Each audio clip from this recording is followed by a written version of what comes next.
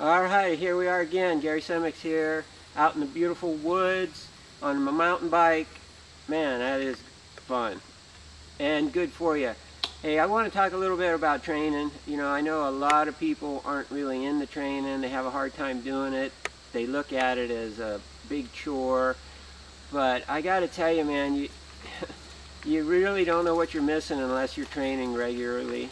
And if you guys are already training regularly, you people, that's good for you, man. Keep it up.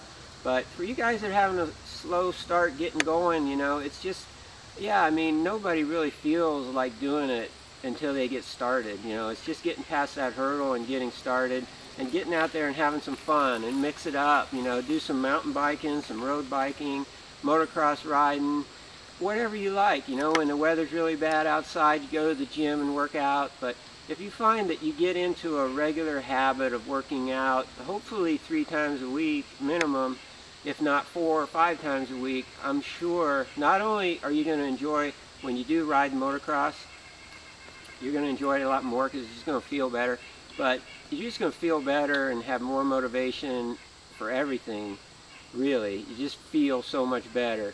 There's endorphins that are released in your system when you exercise. And I think the people that don't hardly ever exercise, they don't have many of those endorphins to get that feeling, you know, that high. Runner's high is an old term. But the more you train and the more you build up those endorphins, it is a high, and you do become addicted to it. I know I am. I mean, if I'm going to be addicted to something, that's not too bad. But you'll see if you get in a habit of training and having fun with it, try to get some people to do it with, and you'll like riding your motocross bike a whole lot better too. Wow! I feel good. I did a little James Brown in there for you. Anyway, this is some exercise stations I made on my mountain bike trail. Now you want to do exercises that simulate how you're riding a motorcycle. That's why I do parallel pull-ups instead of regular pull-ups. Look at the video here and you'll see that this parallel pull-up is more of the motion that you're in when you ride the motorcycle. It's kind of like you're rowing back and forth.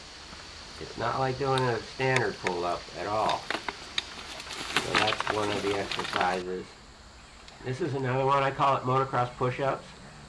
Again, you don't want to do regular push-ups, but it's more of a combination between a dip and a push-up. You'll find a lot more stuff like this in my motocross conditioning DVDs. Oh yeah, and I forgot to mention, not that I'm trying to be a salesperson or something, because I'm really not that type of person, but I do have my Fox gear on, really awesome gear for mountain biking, and I do want to tell you too that if you're into training and you want to get more motivation, or you're not into training and you want to get more motivation, either way, I do have some really good technique DVDs out on training, MX conditioning, 2 of those, and it has all kind of workouts in there for motocross, a lot of motivation type stuff too, and it's really good as far as having weekly training routines. So from a beginner standpoint to a pro standpoint, there's a lot of different routines that give you an idea of how much you should be training, you know, what's too much, what's not enough for your current level of conditioning, and just a whole bunch of information. Both of them come with manuals too, so it has a lot of, you know, easy references to get to in the manuals, and a lot more information actually in the manuals that the DVDs don't cover. So check them out on my website. There's a link here in this video post, and you'll be happy, I'm sure. Try it out.